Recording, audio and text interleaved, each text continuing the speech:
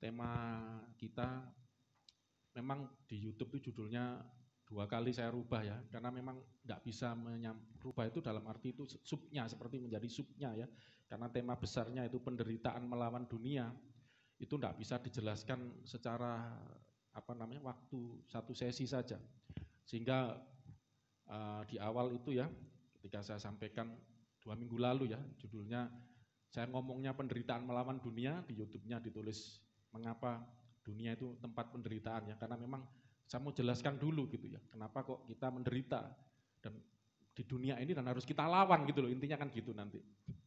Ya, jadi baru sampai mengapa dunia tempat penderitaan sudah tidak selesai waktunya. Ya, itu 2 minggu lalu, dan minggu yang lalu kita belajar tentang hidup di dunia tetapi tidak duniawi, tidak hidup secara duniawi. Nah, kali ini tetap di dalam tema besar ya, di mana kita belajar tentang penderitaan melawan dunia.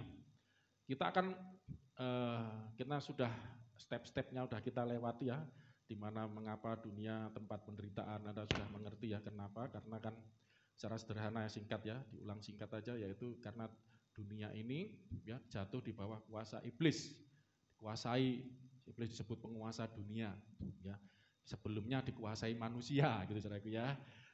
Memang miliknya Allah, dikuasakan kepada manusia, Adam, tapi direbut iblis dengan tipu dayanya, manusia ditipu, memberontak, berbuat dosa kepada Tuhan ya.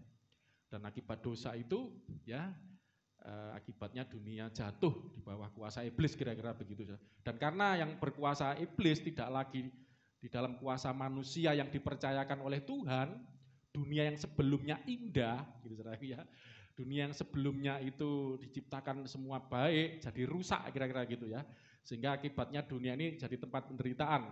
Saya sempat, kalau sudah buka 2 minggu lalu itu, apa saja dikatakan, dunia ini jahat, dunia ini sesat ya, dunia ini ya tempat penderitaan segala macam lah ya, penuh sakit penyakit, sakit penyakit ya, kutuk kemis, segala kutuk ya, kemiskinan, kegagalan segala macam lah, sampai maut ya, menjalar ke dunia ini yang sampai akhirnya nanti mengalami kematian dan bahkan kematian yang kekal.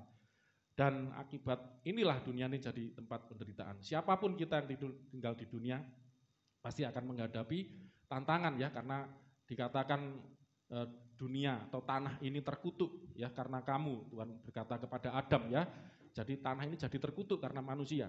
Dan minggu lalu kita belajar tentang dunia ya, hidup di dunia. Memang kita hidup di dunia, tapi tidak secara duniawi ya, tidak hidup secara duniawi. Maksudnya gini, saudaraku.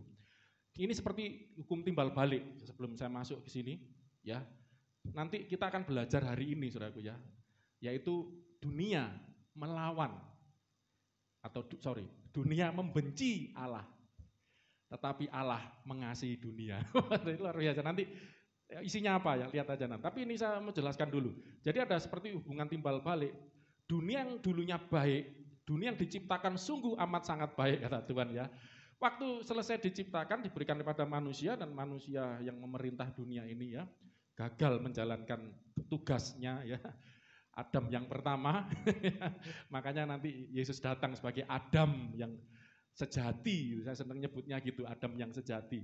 Nanti selain kali saya akan khotbah, kenapa disebut Adam terakhir ya, Adam yang kemudian, Adam yang sejati saya sebutnya, dan manusia kedua, Adam manusia pertama, kenapa Yesus manusia kedua? Berarti ada yang ketiga, tiga itu kita, nanti belajar ya, luar biasa, itu pelan-pelan ya. Jadi singkat cerita gini saudara. Tadi ya ada hubungan timbal balik, dunia yang baik ini jadi rusak karena dosa ya, sehingga maut menjalar ya kepada dunia ini, dikuasai dosa, sehingga di dunia ini tidak usah heran kalau menemukan penderitaan, segala macam penderitaan, apa saja ada di dunia ini. Sudah boleh sebut apa saja ada di sini ya. Dan kita manusia tinggal di dunia gitu loh, ya toh. Nah, nanti kenapa kok tema besar kita setelah kapan itu kan penderitaan melawan dosa, ini penderitaan melawan dunia. Kenapa saudaraku? Ya, karena kita tinggal di dunia, dunia yang sudah berdosa ini itu akan mempengaruhi gitu saudaraku. Makanya bedanya nanti dosa dengan duniawi gitu loh. Nanti itu kita akan belajar firman Tuhan, kita lawan semua itu, dosa kita lawan, dunia pun, cara hidup dunia pun kita lawan. Karena dunia yang sudah jatuh di bawah kuasa dosa ini Karena di dalam kuasa dosa ini dunia menjadi tersesat, gelap, dikatakan ya jahat, segala macam, itu akan mempengaruhi kita. Akan berbalik menyerang kepada manusia. Ada firman Tuhan ngomong gini, bumi ini rusak, bumi ini cemar karena penduduknya. Singkat cerita dunia ini jadi rusak karena penduduknya, manusianya. Jadi manusia ini yang merusak bumi karena berbuat dosa. Dan akibat baliknya, manusia juga rusak akibat dunia yang rusak ini, mencemari gitu loh manusia. Sehingga nanti nggak usah heran di dunia ini jadi penuh tekanan gitu ya, tekanan. Ya. Nah, coba misalnya ini contoh, ini sederhana. Nanti berapa waktu baru akan saya detilkan. Sekarang masih konsep-konsep aja. Makanya kenapa Salomo berdoa gini ya, jangan bikin aku terlalu kaya, ya nanti aku melupakan Tuhan gitu ya. Tapi jangan bikin aku juga buat aku terlalu miskin gitu. Jadi terlalu kaya jangan, Salomo aja minta gitu. Saudara minta terlalu kaya? Hati-hati loh, Salomo aja ngomong. Loh Salomo itu paling kaya sedunia. Belum pernah ada manusia yang sekaya Salomo. Siapapun orang terkaya di dunia yang pernah hidup, mau zaman apapun, Alkitab mencatat, sebelum kamu tidak ada, sesudah kamu tidak ada yang seperti engkau, kata Tuhan. Diberkati luar biasa Salomo itu. Dia sampai ngomong, jangan buat aku terlalu kaya, nanti melupakan Tuhan. Juga jangan aku terlalu miskin, nanti aku mencuri, menghujat Tuhan. Jadi bayangkan, di dunia ini bisa mempengaruhi gitu loh. Bisa mempengaruhi hidup seseorang gitu loh. Ya toh? Karena kenapa bisa miskin? Alkitab kan ngomong, saya sudah katakan minggu lalu, kenapa dunia tempat penderitaan kan, tanah, langit seperti saya terbalik mungkin ya. Tembaga, besi, bumi, tanah seperti tembaga. Susah, dengan bersusah payah. Tanah ini terkutuk, Tuhan ngomong kepada Adam kan. Dengan bersusah payah kau akan ya untuk makan itu bersusah payah, benar hidup di dunia ini susah karena dosa. Lah akibat kesusahan ini, lah manusia kan terpengaruh tadi itu. Makanya ketika susah, nah apa yang dikerjakan? Mencuri. Korupsi ya, karena korupsi itu sebenarnya saya tuh heran ya, orang yang korupsi ini orang kaya apa orang miskin, saudara? Yang korupsi itu orang kaya apa orang miskin? Orang kaya loh, saudara ya. Kaya. Kok korupsi itu mencuri sama enggak dengan mencuri? Sama kan, bukan miliknya kan. Biasanya yang mencuri itu orang miskin. Loh ini kok orang kaya kok mencuri gitu loh. Itu miskin rohnya, rohaninya miskin. Enggak pernah puas. Jadi kan cari terus. Ya. Makanya ini loh saudara ya, di dunia ini akan mempengaruhi gitu. Heran sampai orang kaya pun mencuri gitu kan. Pikirannya dulu orang miskin yang mencuri. Karena kepepet kan dunia ini sulit, hidup di dunia berat penuh penderitaan, akhirnya mencuri, kriminal, berbuat jahat, nipu. Loh orang kaya juga. lah itu kan. Makanya itulah. Dan hari ini kita belajar dunia yang seperti ini yang kita hidupi. Minggu lalu kita belajar kamu memang hidup di dunia, tapi kamu tidak hidup secara duniawi. Nah, saya akan jelaskan hari ini, tema ini akan saya lanjutkan ya, sebelum nanti kita akan masuk kepada mungkin 2-3 kali lagi ya, akan masuk kepada bagaimana kita melawan dunia ini. Ya, jadi kita nggak hanya sekedar mengerti dunia tempat penderitaan, kita hidup di dunia, ya hidupnya harus bagaimana, tapi nanti kita akan belajar itu. Nah sekarang kita akan belajar gini saudara, kenapa dunia ini kok, ya kalau kapan itu kan tempat penderitaan ya, kita akan melihat ini ayat ini kalau saya runtutkan luar biasa. Dunia itu membenci. Dunia itu penuh kebencian. Jahat, sesat, udah buka 2 minggu lalu ya. Itu saya jelaskan dunia yang jatuh. Bahwa kuasa iblis itu dikatakan Alkitab udah gelap, sesat. Ya memang karena gelap orang tersesat saudaraku jalannya ya. Jahat saudaraku ya.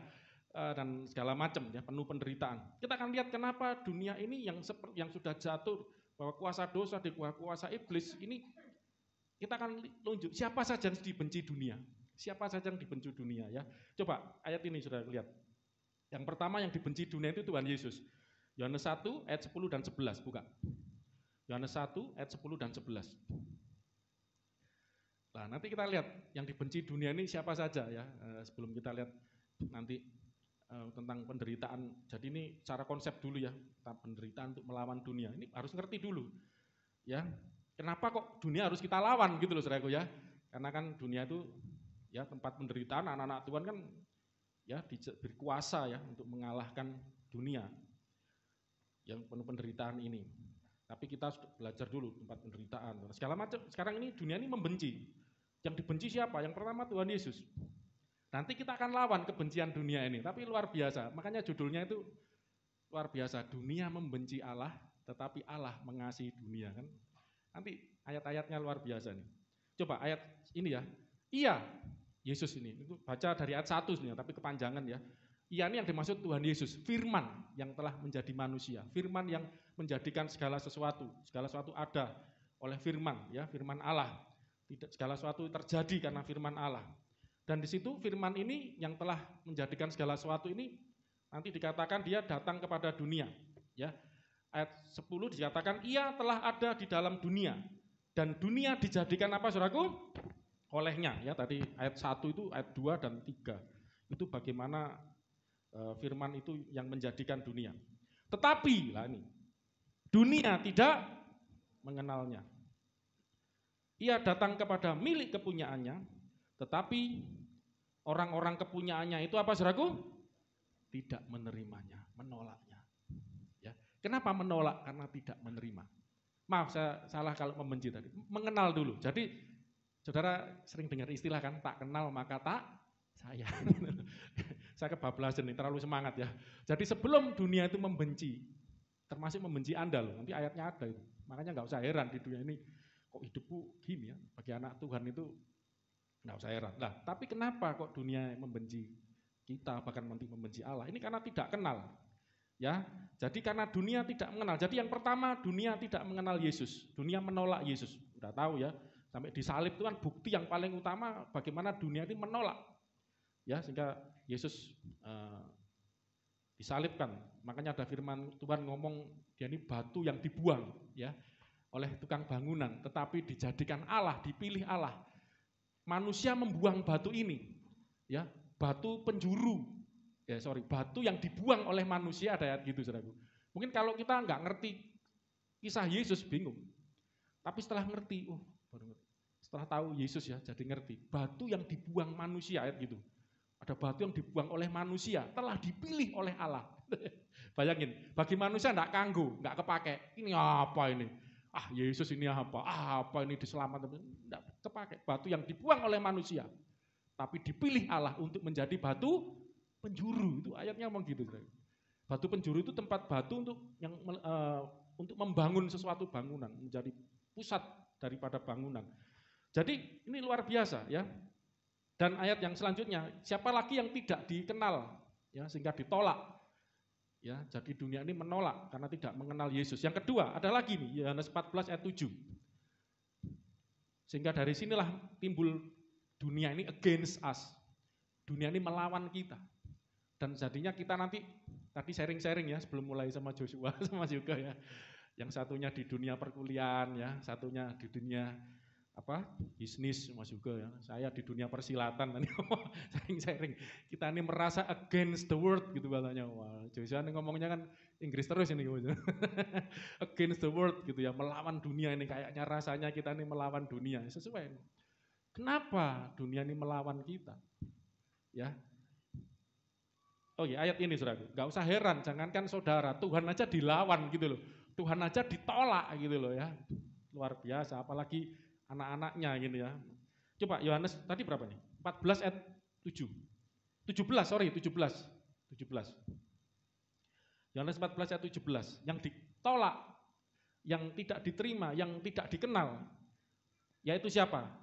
Yaitu siapa, Saudaraku? Ayat 17, Yohanes 14, roh kebenaran.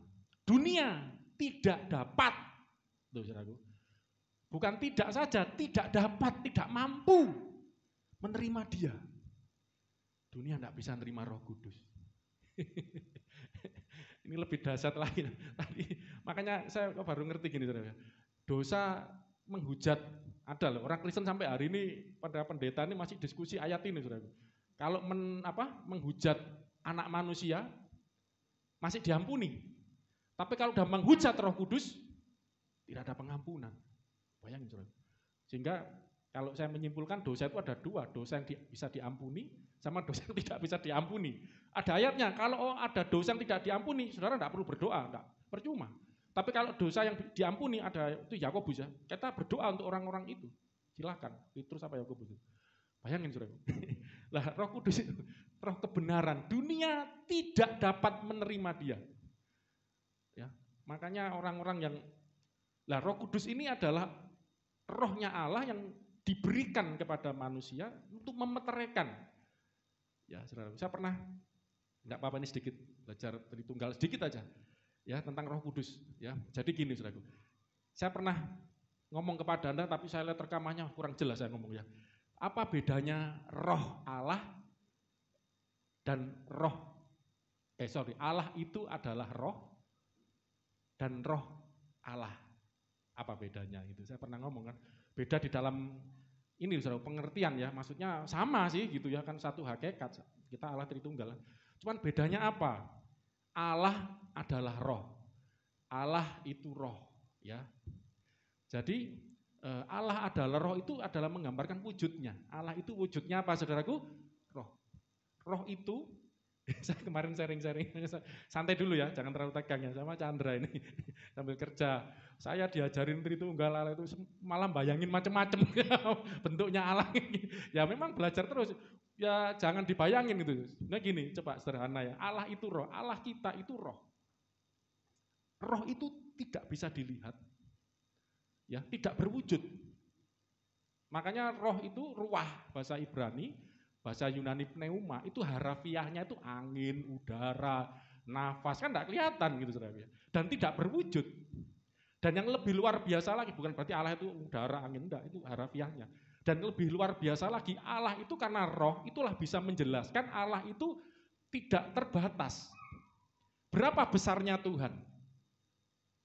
Alkitab ngomong gini, langit, ada 2 ayat ya, ini kalau ini kan masih langit adalah tahtaku, bumi adalah tumpuan kakiku, gede banget kan istilahnya, gede banget, langit tahtanya, bumi, jadi langit itu bahasa Inggrisnya surga, heaven. Surga itu tempat duduknya kira-kira.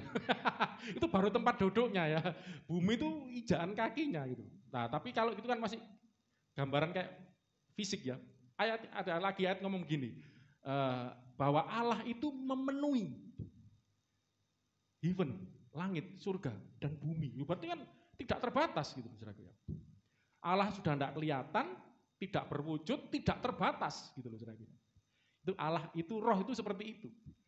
Lah, sekarang masuk. Kalau roh Allah, Allah yang tidak kelihatan tadi, yang tidak berwujud tadi, dan tidak terbatas tadi, bahkan ayat kalau di Alkitab nanti lain kali kalau belajar lebih jelas ya, tidak bisa dihampiri, jangankan disentuh, dihampiri aja tidak bisa. Ya dari mana melihat aja kita enggak, tidak kelihatan. Ya Allah karena roh itu, Allah itu, saudaraku, tinggal. Makanya dunia tidak bisa menerima. Tetapi bagi Alkitab ada janjinya, yang percaya kepada Yesus, janji Alkitab, Tuhan akan hadir dalam hidupnya. Allah yang roh tadi akan tinggal, bayangin saudaraku, di dalam diri kita. Allah yang tidak terbatas tadi masuk di dalam diri anak-anaknya yang percaya. Nah, kalau mikirin gimana caranya gitu. Makanya itu bisa dijelaskan karena Allah itu roh. Saya mau tanya, di luar ini ada udara enggak?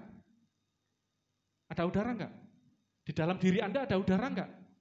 Ya, kok bisa di luar ada, di dalam ada? ya kan? Nah, jadi intinya Allah itu makanya di surga, iya. Bapak yang di surga ya, di dalam diri kita, iya. Kok bisa? Karena Allah itu roh. Mudeng enggak ini? Mudeng apa budeng? Loh, Allah itu Bapa kami yang Allah itu yang dimaksud Bapa, saudaraku ya. Harus dalam Alkitab kalau bicara Allah itu yang dimaksud lebih banyak kepada Bapa. Memang ada beberapa ayat mengarah kepada Yesus ya, itu untuk menunjukkan keilahian Yesus. Ya nanti lain kali dibahas.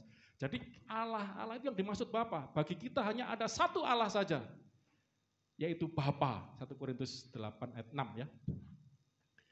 Jadi Bapa itu roh. Allah itu katakan 1, 2, 3 roh. Dan waktu Bapa itu, Allah itu tinggal di dalam kita. Kalau teologinya itu Bapa menghembuskan nafasnya untuk tinggal dalam kita, itu disebut Roh Kudus atau Roh Allah. Jadi bedanya di situ ya. Sekarang mumet enggak muntah geting. Jadi Roh Allah, Allah itu roh, dan roh Allah. Roh Allah itu tinggal di dalam kita. Nah, ini nanti roh kebenaran. Nah, nanti dikatakan di sini, dunia tidak dapat menerima dia, sebab dunia tidak melihat dia. Oh, kan tidak kelihatan emang. Ya.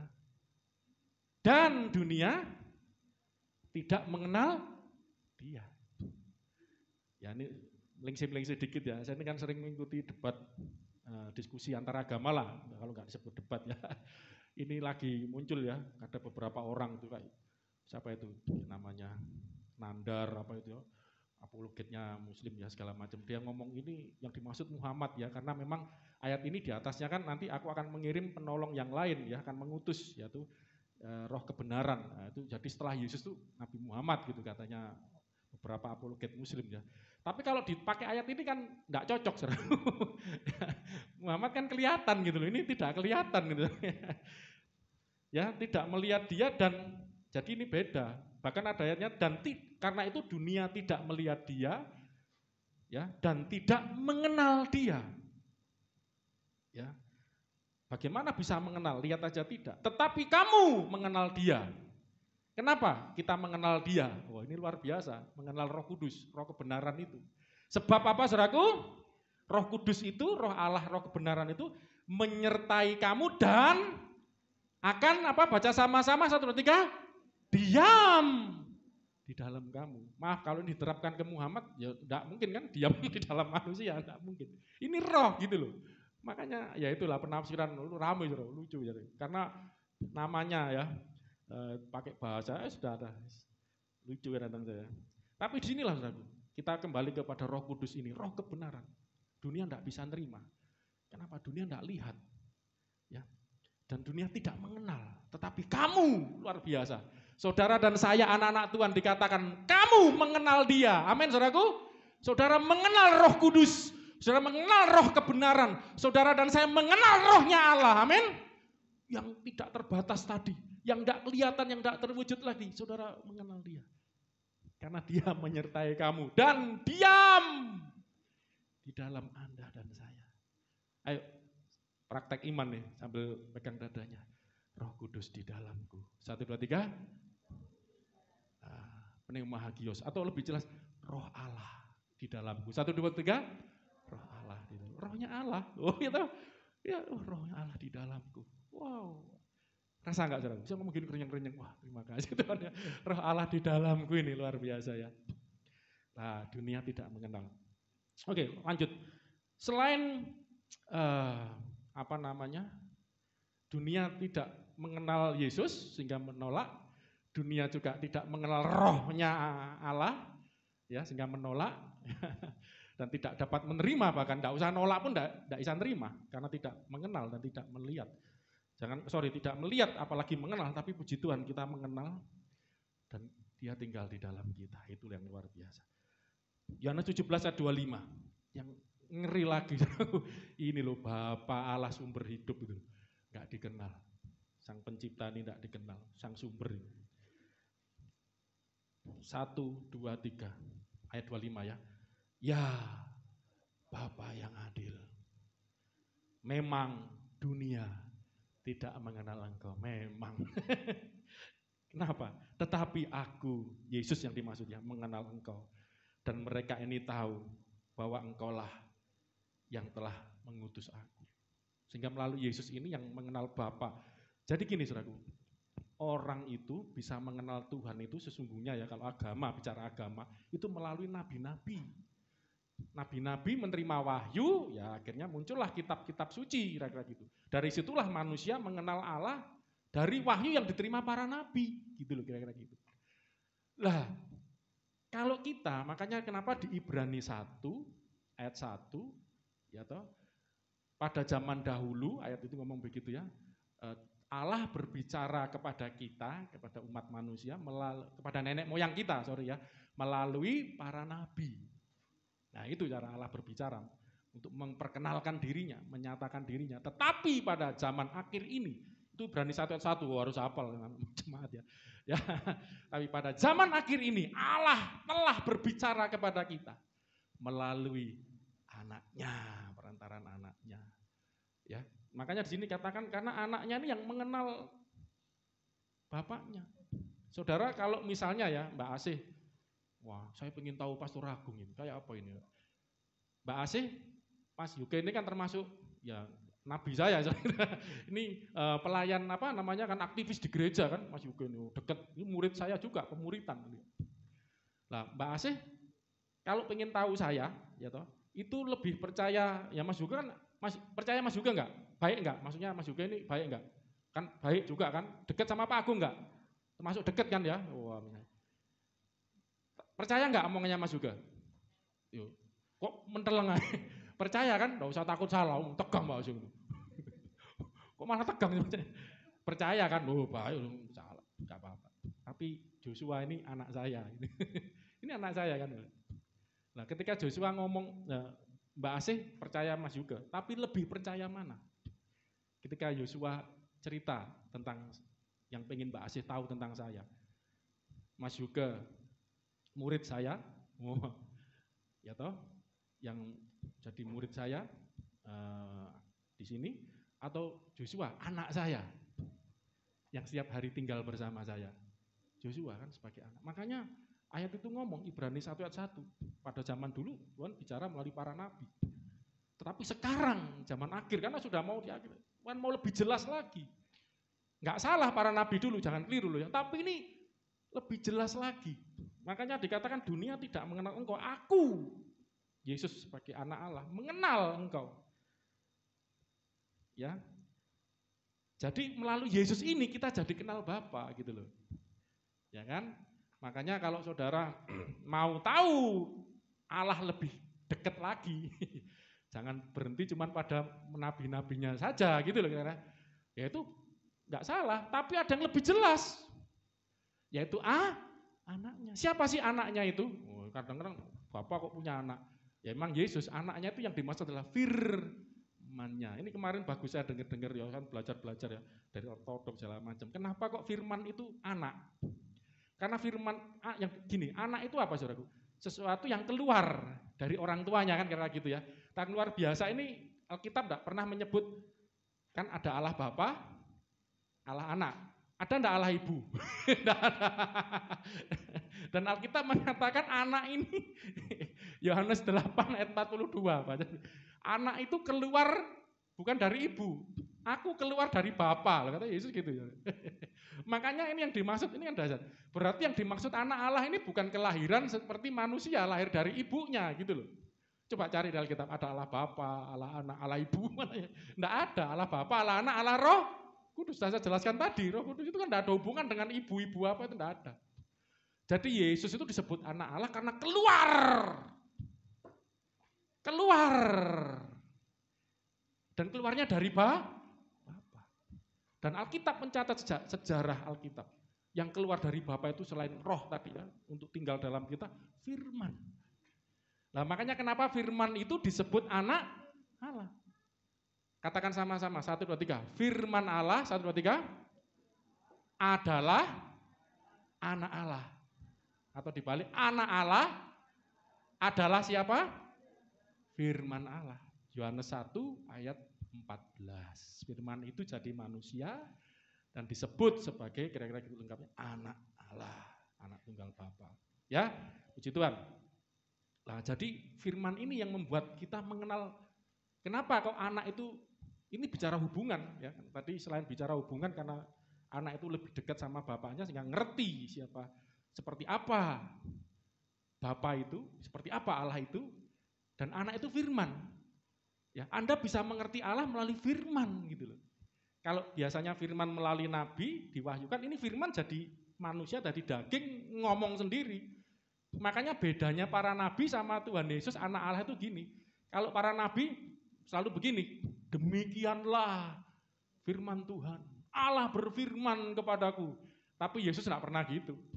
Aku berkata kepadamu, karena firman yang ngomong. Dan saudara tahu enggak yang belajar bahasa Yunani? Untung ini ya. Sekarang udah ningkat, biasa bahasa Inggris, sekarang bahasa Yunani. Saudara tahu enggak? Saya kan ya mulai mendalami ya bahasa Yunani. Ya orang seahli apapun ahlinya sebatas apa sih? Ada yang lebih ahli lagi. Tapi tidak ada salahnya kita terus belajar. Tahu enggak saudaraku? Yesus katakan, aku berkata kepadamu, ego eimi. Dan ego eimi ini saudaraku, itu adalah kata-katanya di dalam bahasa Yunani ya. Alkitab itu di dalam perjanjian lama itu adalah bahasa Ibrani aslinya. Terus 200 tahun sebelum Yesus datang, itu sudah kuno. Berarti sebelum Yesus datang, Yesus tuh pakai itu juga. Itu diterjemahkan bahasa Yunani, karena waktu itu bahasa Yunani adalah bahasa umum, seperti bahasa Inggris itu sekarang, bahasa yang mendunia. Itu namanya Septuaginta. Jadi ada Alkitab perjanjian lama yang bahasa Yunani, namanya apa? Septuaginta. Memang kalau di bahasa Ibrani, waktu Tuhan menampakkan diri pada Musa, ya itu Tuhan waktu Musa tanya, siapa engkau? Tuhan ngomong apa? Eser, aku adalah aku.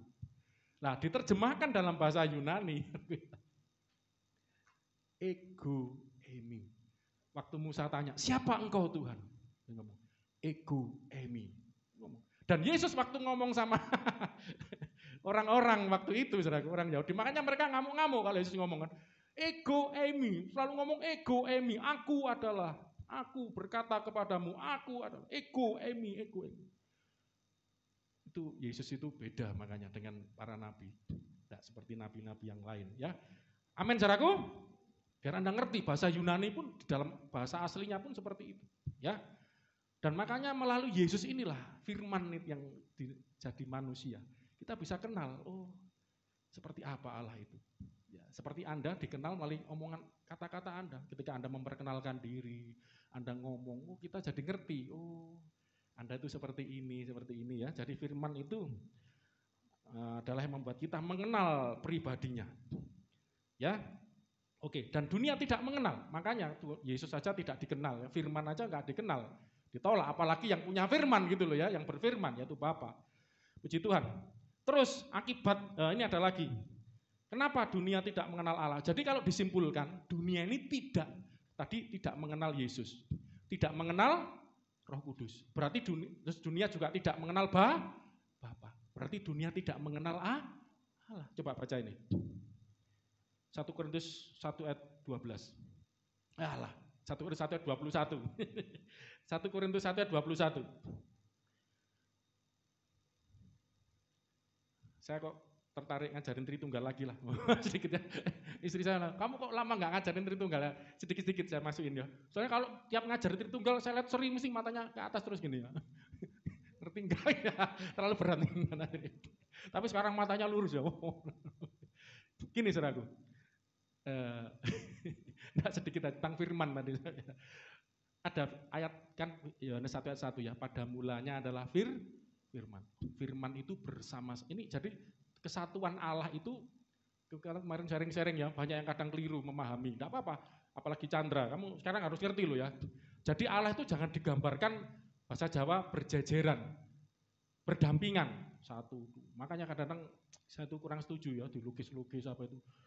Saya diam, kalau lukisan oke lah menggambarkan kisah ya, untuk ini kan kayak cerita tentang ini kan, lukisan Yesus perjamuan, tidak apa-apa lah. Tapi kalau udah menggambarkan Allah Tritunggal, kadang-kadang ada menggambarkan yang orang tua ya di surga berjenggot, ini Allah Bapa.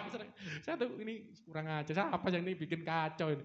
Terus satunya Yesus, ada burung merpati. Ampun ini. Jadi coba tadi kan saya jelaskan Allah itu roh. Loh ini harusnya Yohanes 4 ayat 23. Allah itu roh. Banyak ayatnya sebenarnya. Tuhan itu roh. Di Korintus juga. Tuhan itu roh, Allah itu roh. Jadi tidak kelihatan. Loh kok gambar kayak gitu. Tidak terbatas gitu loh. Ya. Nah, untuk mengenal Allah yang seperti ini gitu loh ya, bagaimana? Lah, makanya saya pernah khotbah dulu lama ya.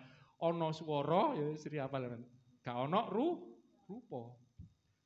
Ada suara bahasa Jawa, tidak ada rupa.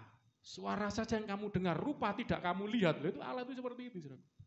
Dan kita mengenal sosok suatu pribadi yang tidak kelihatan tadi melalui suaranya gitu loh.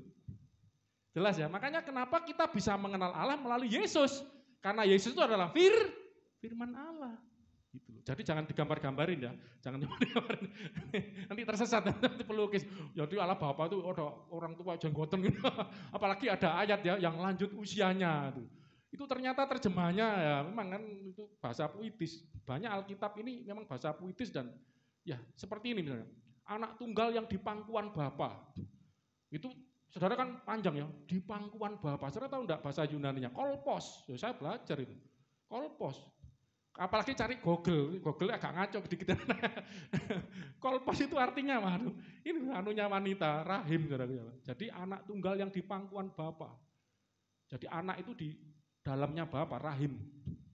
Ya, memang sih saya haluskan itu artinya lebih dari itu, saya enggak tega ngomong di Google itu ya. Jadi di rahimnya Bapa. Jadi kok bisa Bapa punya rahim? Saya kan pernah ngomong, saudara tahu enggak bumi? Di rahim bumi kan ada ungkapan, ini kan ungkapan gitu loh. Rahim bumi, ada apa saja ini kan, ada minyak bumi. Maksudnya isinya bumi ini loh, ada apa saja. Jadi Yesus itu di dalam. Jadi bukan, jangan bayangkan ada 3 Allah ya, Bapa duduk. Enggak. Itu ngaco. Pada mulanya adalah firman. Firman itu bersama-sama dengan Allah. Bersama-sama itu bukan kayak enggak. Dan firman itu adalah Allah. Kenapa kok bersama-sama itu tidak berjejer, itu bahasa Indonesianya apa sih? Ya berjejer ya. Firman itu keluar. Kalau kata-kata Yesaya 55 ayat 11 itu jelas. Firmanku yang keluar dari mulutku, keluar. Nah, kata-kata mulut juga jangan dibayangkan Allah itu punya mulut. Ini kan ini namanya kalau di Alkitab itu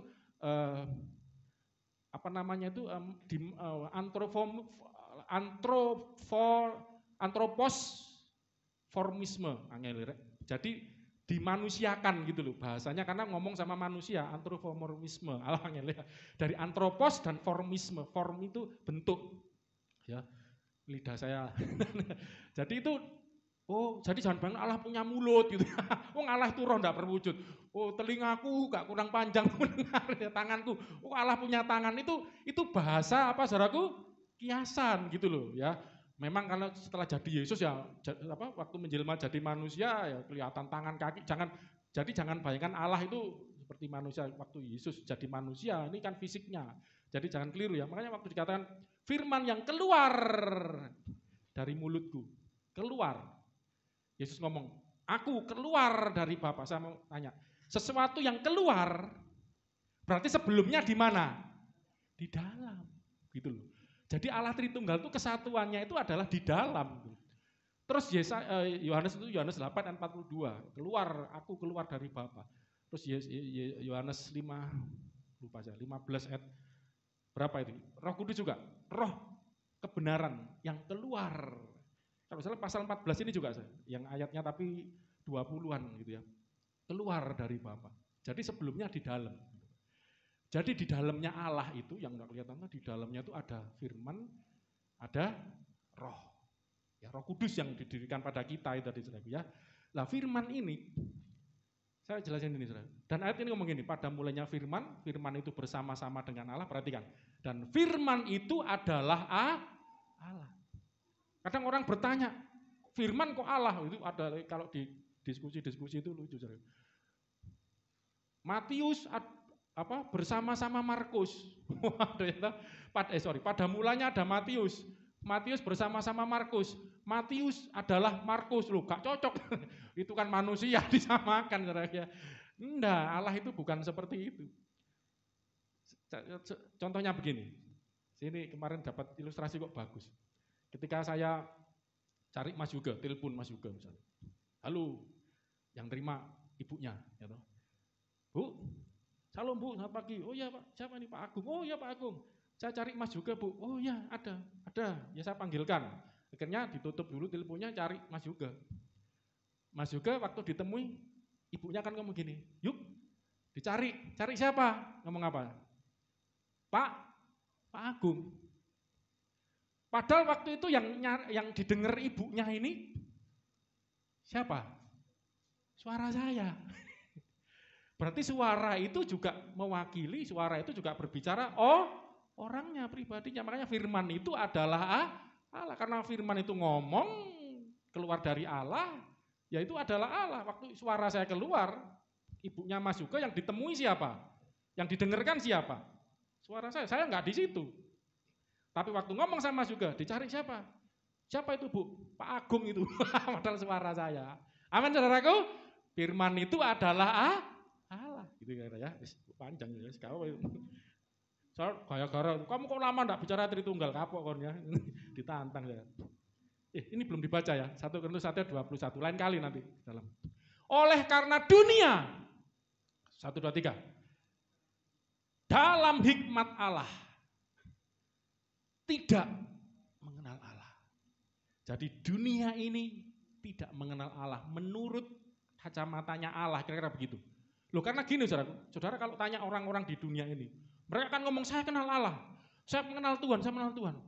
Itu menurut mereka. Makanya kenapa ayat ini ngomong, oleh karena dunia dalam hikmatnya Allah, menurut hikmatnya Allah, kacamatanya Allah, pikirannya Allah, manusia itu tidak mengenal Allah. Makanya Yesus ngomong gini sama murid-muridnya, nanti kamu jangan heran kalau kamu dianiaya. Karena mereka mengira bahwa mereka ini, yang menganiaya kamu ini beribadah kepada Allah. Maaf saudaraku, orang-orang yang bakar gereja. Mereka mengira, aku sedang beribadah kepada Allah. Mereka yang mengebom bunuh diri. Aku sedang beribadah, aku mengenal Allah, makanya aku menyembah Dia dengan caraku ini. Aku membenci agama lain, ini karena mereka merasa aku kenal Allah gitu. Itu. Makanya dunia dalam hikmat Allah tidak mengenal Allah. Makanya Paulus itu waktu itu kan menganiaya orang Kristen, bunuh orang Kristen. Aku pembunuh kata Paulus. Dan dia mengira dia melayani Allah. Semangat, masih muda gitu. Terus dia minta surat kuasa mau kemana itu? Ke Damsyik. Kan sudah di Yerusalem mau menghancurkan orang Kristen di sana juga. Bukan untuk melayani Allah sampai seperti itu. Tapi di tengah jalan tiba-tiba ada satu sinar terang datang. Nah, itu namanya teofani. Allah itu kan tidak kelihatan, tidak berwujud, tapi bisa mewujudkan diri lah, ini bedanya. Itu disebut teofani. Teo itu dari teos, Allah, fani itu penampakan. Jadi penampakan Allah, macam-macam. Ya, Allah pernah menampakkan diri ya, sedikit-sedikit. Saya senang dengan belajar tentang Allah. Pernah apa aja menampakkan diri? Dari perjanjian lama, Allah menampakkan diri dalam apa saja? Api, semak belukar itu kan, Musa. Tiang awan, tiang api. Oh, banyak. Apalagi? Suara langkah, ya. Ada suara. Firman itu juga salah satu penampakan, ya, ada suara. Tahu enggak, Allah juga pernah menampakkan diri sebagai manusia. Sebelum Yesus jadi manusia, sebelum firman jadi manusia, Allah menjadi manusia. Allah pernah menampakkan diri dalam rupa manusia, teofani. Menemui siapa? Abraham. Ayub, Abraham, enggak apa-apa. Ayub pernah ditemui kok. Ayub pernah ditemui dalam apa? Angin badai. Loh, Allah itu menampakkan diri. Angin badai, api, terus cahaya, segala macam. Abraham, siapa lagi itu? Yang bergulat itu, Yakub, sampai gulat. Terus namanya diganti Israel ya. Ini karena namanya diganti, kamu bergulat melawan Allah dan kamu menang, bergumul ya, melawan Allah dan kamu menang. Wah, luar biasa ini. Yakub namanya diganti Israel. Yakub itu artinya pemegang tumit ya. Dia ini orang ngeyel ya, dia seorang penipu dulunya ya, dia seorang pengecut, penakut, tetapi setelah ketemu Tuhan dirubah sifatnya. Ya, Israel ya. El itu Allah, Israel itu pangeran, ya, pangerannya Allah, bayangin. Kamu ini pendekarnya Allah, pangerannya Allah, dirubah. Dia lagi lari dari Esau, luar biasa. Itu kan teofani. Siapa lagi? Pernah? Yosua. Yosua pernah loh. Waktu itu ada seorang, ya Allah menampakkan diri sebagai malaikat waktu itu. Berapa kali menampakkan diri? Nanti ini kalau ini panjang ya. Jadi sebagai malaikat loh. Jadi sebagai api aja bisa, sebagai apa tadi itu? Angin, sebagai cahaya, sebagai terang, sebagai manusia, sebagai malaikat. Waktu itu nanti bedanya ada malaikat biasa sama malaikat yang adalah penampakan Allah. Itu bawa pedang berapi. Bawa pedang waktu itu ya. Itu Yosua tanya, siapakah engkau? Ini panglima bala tentara Allah. Itu Yesus. ya, teofani. Ya, temu Abraham. Malah sama Abraham makan-makan. Makanya orang Kristen tidak heran gitu loh. Ketika Allah menjadi manusia di dalam Tuhan Yesus, sebelumnya sudah pernah, kecuali kalau ujuk-ujuk gitu loh. Makanya ini sejarah sudah, saudara kekristenan sudah mencatat. Ya. Lah waktu Paulus sedang ke Damsyik, mau menganiaya orang Kristen, mau menghancurkan kekristenan di Damsyik, di tengah jalan ada suatu sinar. Nah itu teofani menampakkan. Ya, terus ada suara. Saulus, waktu itu namanya belum Paulus ya. Saulus. Kenapa saudaraku katanya? Mengapa engkau menganiaya aku? Kan tanya Saulus waktu itu Paulus. Loh, kapankah aku menganiaya engkau Tuhan? Loh, berarti dia ngerti ini Tuhan. Ini Tuhan datang. Dan dia orang Yahudi, ngerti. Teofani ngerti. Dan dia buta kan sampai 3 hari 3 malam itu kena sinar itu. Siapakah engkau Tuhan gitu? Loh, aku ini Yesus yang kau aniaya itu. Kaget. Orang mengira dia menyembah Allah, orang mengira dia mengenal Allah, orang mengira dia beribadah melayani Allah, sesungguhnya dia sedang tidak mengenal Allah. Kalau tidak memiliki hikmat Allah. Sampai sini aja udah waktu ya, saya belum nutut ini, nanti judulnya ganti lagi nih ya. Oleh karena dunia dalam hikmat Allah, apa saudaraku? Tidak mengenal Allah. Oleh hikmatnya, hikmat dunia ini tidak mengenal Allah. Maka Allah akhirnya apa? Berkenan menyelamatkan mereka yang merasa dirinya mengenal Allah, tapi sungguhnya tidak mengenal Allah. Bahkan nanti ayat selanjutnya membenci, ya. Dan menyelamatkan mereka yang percaya oleh kebodohan pemberitaan Injil. Ya, menurut kepintaran dunia, hikmat dunia, Injil itu bodoh. Orang menolak. Hikmat Allah ini ditolak. Makanya dunia tidak bisa mengenal. Bagi dunia ini kebodohan pemberitaan Injil ini. Wah, ada Allah kok jadi manusia. Allah kok mati. Tuhan kok mati. Ini nggak nangkep. Bodoh. Tapi justru Allah itu mau menyelamatkan melalui cara ini. Nanti lain kali kita akan belajar tentang Kristus. Ya. Kristus yang menderita itu.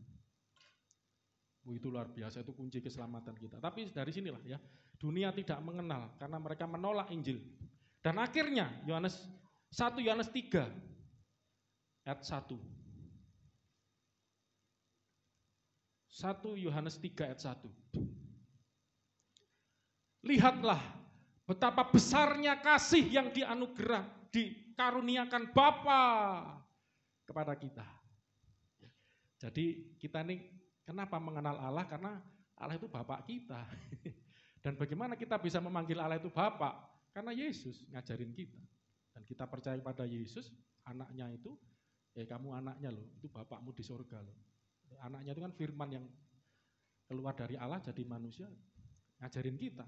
Akhirnya kita manggil Bapak. Ini yang kenapa kita mengenal Allah, saudaraku. Ini kuncinya. Ketika Anda memanggil Allah itu Bapak, itu tandanya Anda mengenal Allah.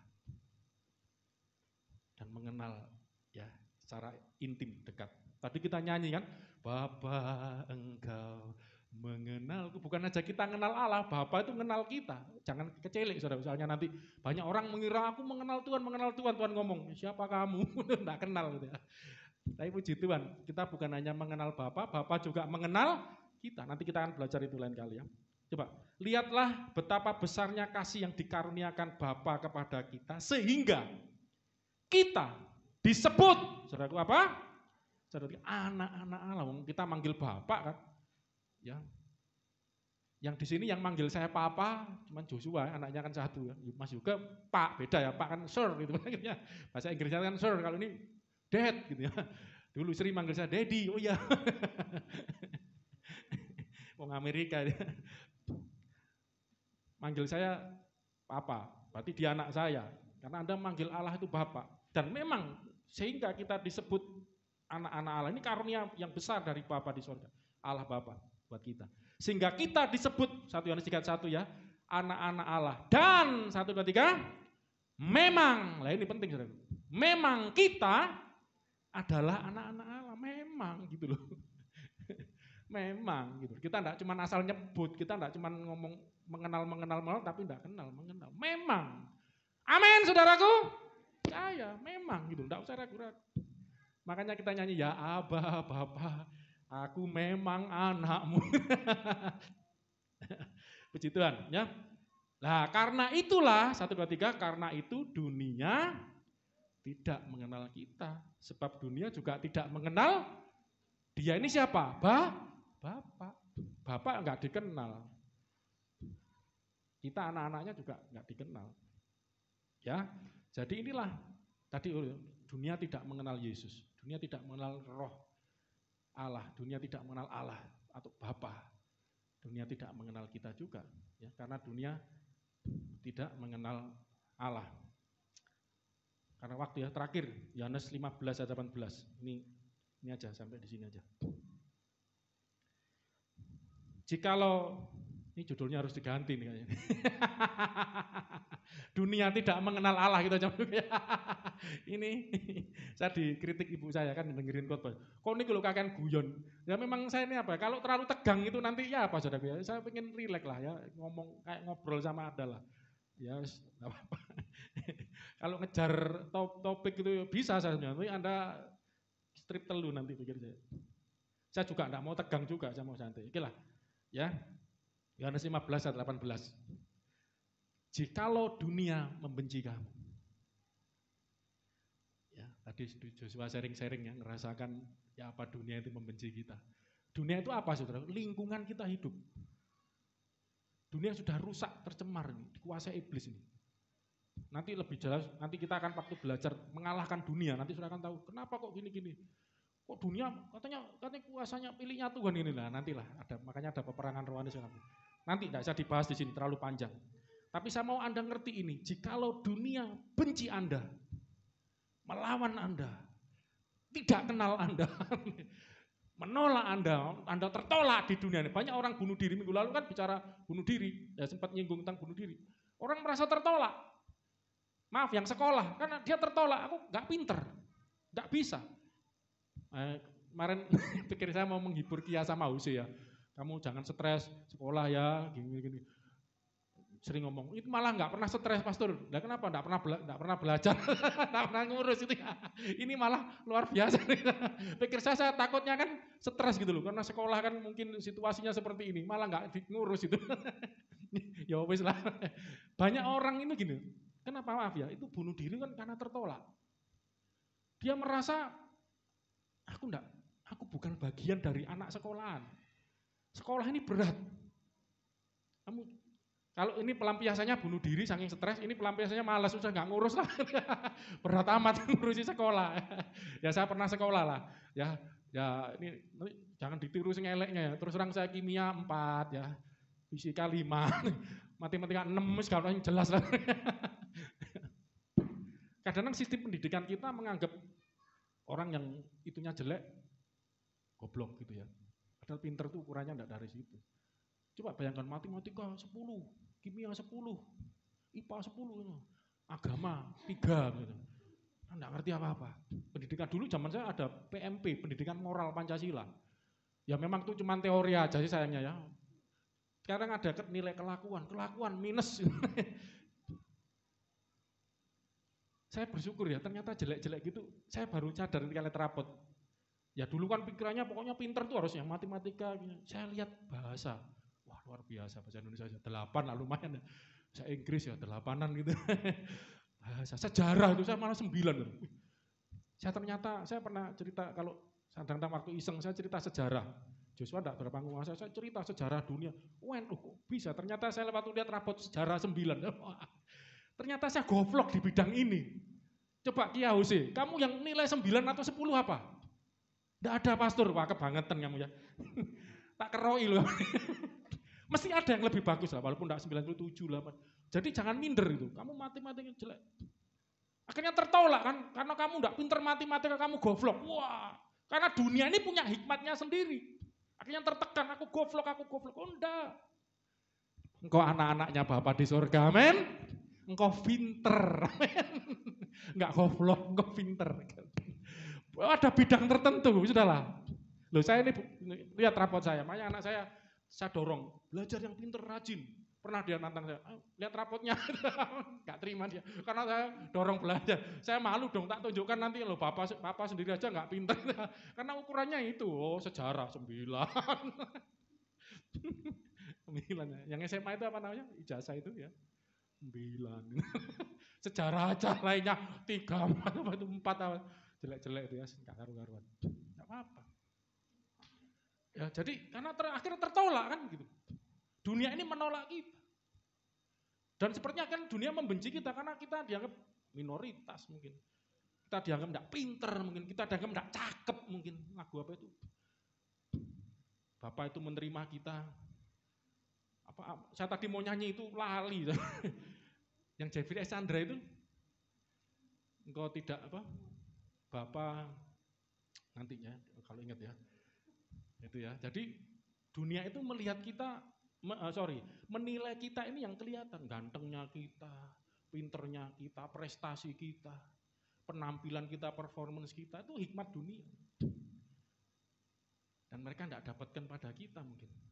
Akhirnya mereka benci kita, tolak kita. Kamu siapa? Kamu bukan orang pinter misalnya. Tanpa sadar loh, mungkin sekolahnya tidak bermaksud begitu, tapi kan anak ini karena merasa, ini contoh ya, terus yang tertolak tadi karena putus cinta, minum bodrek saya, bukan bacon.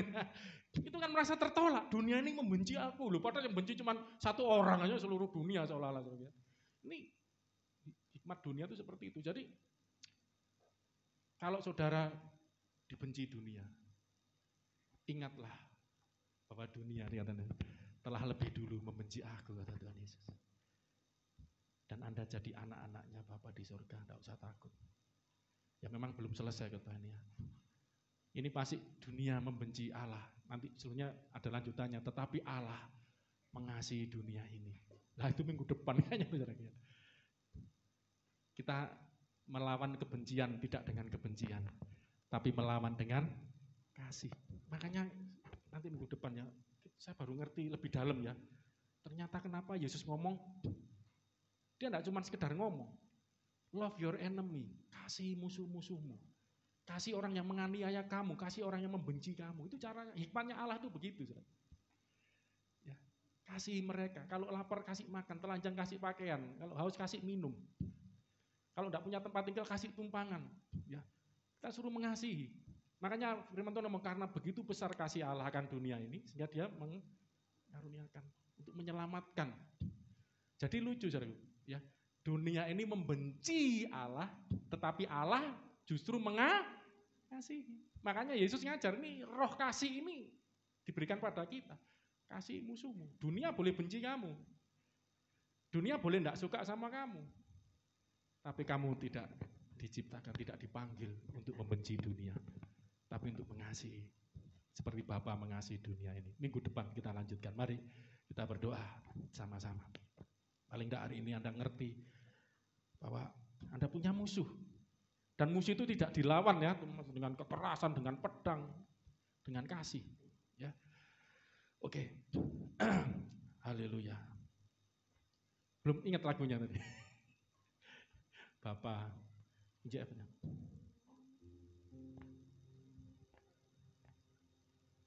bukan. Ya. Mari kita siapkan hati aja, kita doa, saudaraku. Bapak itu baik. Walaupun dunia melihat rupa kita, dunia melihat penampilan, tapi Allah tidak pernah melihat rupa. Engkau Bapa yang mengasihiku. Yes, tak kau pandang bentuk dan teksnya tampilin ya. Engkau mengasihiku dengan sepenuh hati, tak pernah sama seperti dunia ini. Oh, Bapa itu baik, saudaraku. Amin. Engkau Bapa yang mengajariku melewati awan yang kelabu. Kau buatku terbang, Kau yang buatku terbang bagaikan Raja Wali, mengatasi segala pencobaan. Sekali lagi dari awal ya. Engkau Bapa yang mengasihi. Engkau Bapa yang mengasihiku. Tak kau pandang bentuk dan rupaku, Tak kau pandang bentuk dan rupaku. Dunia boleh menolak Anda, tetapi Bapa mengasihi Anda. Engkau mengasihiku dengan sepenuh hati. Tak pernah sama seperti dunia ini. Oh, Kau yang mengajariku. Engkau Bapa, yang melalui penderitaan-penderitaan, melalui tantangan-tantangan yang kau hadapi di dunia, Bapa mengajar kita, Tuhan melatih kita, melewati awan yang kelabu. Haleluya, Kau yang buatku, Kau yang buatku terbang bagaikan Raja Wali. Bahkan berdiri sama-sama yuk. Melintasi segala pencobaan. Kau Bapa-Ku yang baik. Amin. Mengerti bahasa tetesan air mata, tak Kau biarkan ku berjalan sendirian, sebab Kau Bapa-Ku yang baik. Kau Bapa-Ku yang baik. Engkau memang anak-anaknya. Haleluya. Engkau memang anaknya Bapa di surga. Bapa yang mengasihimu. Air mata, tak Kau biarkan ku berjalan sendirian, sebab Kau Bapa-Ku yang baik. Sama-sama katakan, Engkau sungguh baik. Sekali lagi, Engkau Bapa yang mengasihiku. Sama-sama pujikan. Engkau Bapa yang mengasihiku. Tak Kau pandang bentuk dan rupa. Kita Ayu, bantu nyanyi yuk. Wah, saya kangen suaranya Ayu ini. Engkau mengasihiku dengan sepenuh hati, tak pernah sama seperti dunia ini. Engkau Bapa yang mengajariku. Engkau Bapa yang mengajariku. Melewati awan yang kelabu. Kau yang buatku terbang. Kau yang buatku terbang bagaikan Raja Wali, melintasi segala bersama dengan Bapa. Haleluya, kita terbang sebagai Raja Wali. Bapa-Ku yang baik. Oh, mengerti bahasa tetesan air mata, Kau biarkan ku berjalan sendirian, sebab Kau Bapa-Ku yang baik. Engkau sungguh baik. Ayo aja nyanyi ya, bait pertama. Sambil kita berdoa, saudaraku, dengarkan pujian ini. Haleluya. Engkau Bapa yang mengasihiku. Terima kasih Bapa, mengasihiku.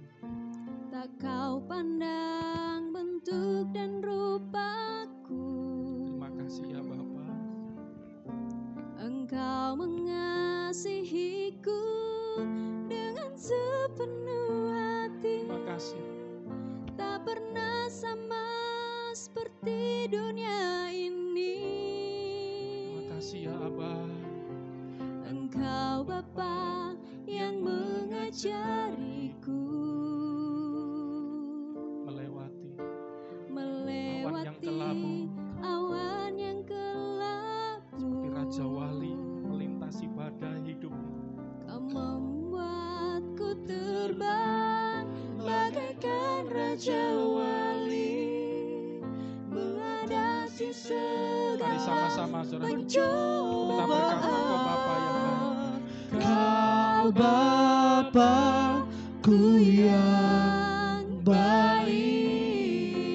Kau mengerti ya Bapa. Mengerti bahasa tetesan air mata, tak kau biarkan ku berjalan sendirian, sebab kau Bapakku yang Sama-sama kau Bapa yang baik. Kau Bapakku yang baik. Haleluya. Mengerti bahasa tetesan air mata, Tak kau Tak kau biarkan ku berjalan sendirian, sebab kau Bapakku yang Sekali lagi. baik. Kau Bapakku yang baik. Mengerti bahasa tetesan air mata, tak kau biarkan ku berjalan sendirian, sebab kau Bapakku yang baik. Sama-sama. Engkau sungguh baik.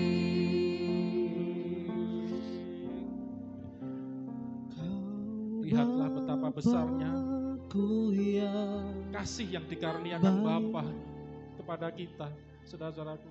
mengerti Sehingga kita disebut anak-anak Allah. Dan memang kita adalah anak-anak Allah. Tak kau biarkan Kita bersyukur kita menjadi anaknya. ku berjalan sendirian, Walaupun dunia membenci kita, Ku yang baik. tapi kita tidak pernah membenci dunia ini. Bapakku Karena Bapa, yang-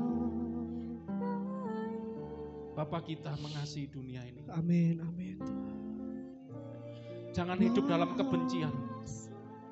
Tetesan Ingatlah Yesus. air mata, Dengan tekun menanggung kehinaan, menanggung salib, penderitaan itu. ku berjalan. Dia tidak membalas ketika dicaci maki. Sebab kau Bapakku yang Bahkan waktu di kayu salib, baik. dia berdoa buat orang-orang yang menyalibkan dia, yang membenci dia. Yang berkata, salibkan dia, salibkan dia. Di kayu salib, Kristus memberi teladan buat kita. Bapa, Yang mengasihi. karena dia tahu Bapa itu kasih. Bapa, ampuni mereka. Mereka tidak tahu apa yang mereka perbuat.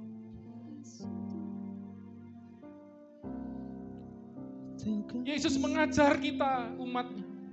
Ampuni musuhmu. Kasihi musuhmu. Love your enemy. Walaupun dunia membenci engkau. Dunia melawan engkau. Dunia menolak engkau. Tapi engkau anak-anak Allah. Engkau yang menjadi umatnya Allah. Engkau yang jadi miliknya Allah.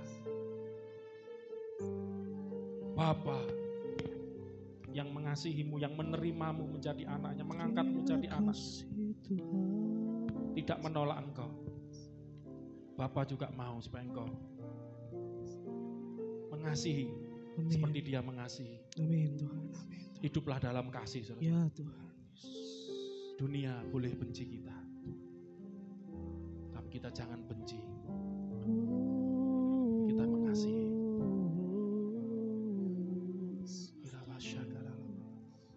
Terima kasih Bapak. Inilah pesan Tuhan buat kita anak-anaknya. Hiduplah dalam kasih. Hiduplah dalam kasih. Seperti Bapa di surga. Bapa adalah kasih. Bahkan Yesus mengajar seperti aku mengasihi kamu. Demikianlah kamu saling mengasihi satu dengan yang lain. Dan Roh Kudus adalah roh kasih. Roh yang dicurahkan sehingga kita penuh dengan kasih. Itulah inti kekristenan. Tadi ajar tentang Allah yang adalah kasih. Kasih Allah itu. Dan kita salurkan dari kehidupan kita. Terima kasih Bapa. Sebagai anak-anak Allah, anak-anak Bapa di surga. Bukan hanya mengasihi orang yang baik saja kepadamu. Kalau engkau baik, mengasihi kepada orang yang baik kepadamu, apa bedanya engkau dengan pemungut cukai? Apa bedanya engkau dengan orang-orang jahat? Mereka juga bisa baik mengasihi ke orang yang baik padamu. Tapi kasihilah bahkan orang yang membenci kamu. Karena demikianlah Bapamu di surga yang memberikan hujan kepada orang yang baik maupun jahat, memberikan panas kepada orang yang baik maupun jahat. Allah itu kasih, Allah itu baik pada semua orang. Dan juga hendaknya terangmu bercahaya, kasihmu membagikan. Karena dengan demikian engkau adalah anak-anak Bapamu yang di sorga. Amin, amin. Hiduplah dalam kasih. Amin. Hamba-Mu berdoa supaya kasih Allah itu memenuhi, penuh Amin. dalam setiap hati umat-Mu, anak-anak-Mu, terutama yang mendengarkan firman-Mu pagi ini. Di dalam nama Yesus Kristus, kasih Bapa, di dalam Yesus Kristus, dan di dalam persekutuan roh yang penuh kasih. Kasih itu akan termanifestasi dalam kehidupan anak-anak-Mu, dalam kehidupan rumah tangga mereka, keluarga mereka, dalam hidup sosial mereka, dan dimanapun mereka berada. Kasih yang mengalahkan dunia ini. Karena begitu besar kasih Allah akan dunia ini. Dia mengaruniakan anak yang tunggal, supaya percaya padanya gak binasa, tapi beroleh hidup kekal. Kasih itu menyelamatkan. Amin. Kasih itu mengalahkan kejahatan. Amin. Kasih itu mengalahkan dosa. Kasih itu mengalahkan penghakiman. Dan anak-anak Tuhan, terimalah berkat rahmat anugerah yang besar. Kasih Bapa di sorga, di dalam nama Yesus Kristus. Dan persetujuan yang manis dengan Roh Kudus akan menyertai hidupmu dari sekarang sampai selama-lamanya. Dalam nama Tuhan Yesus Kristus kami sudah berdoa, ucap syukur. Haleluya. Amin. Haleluya. Selamat mengasihi. Haleluya. Amin.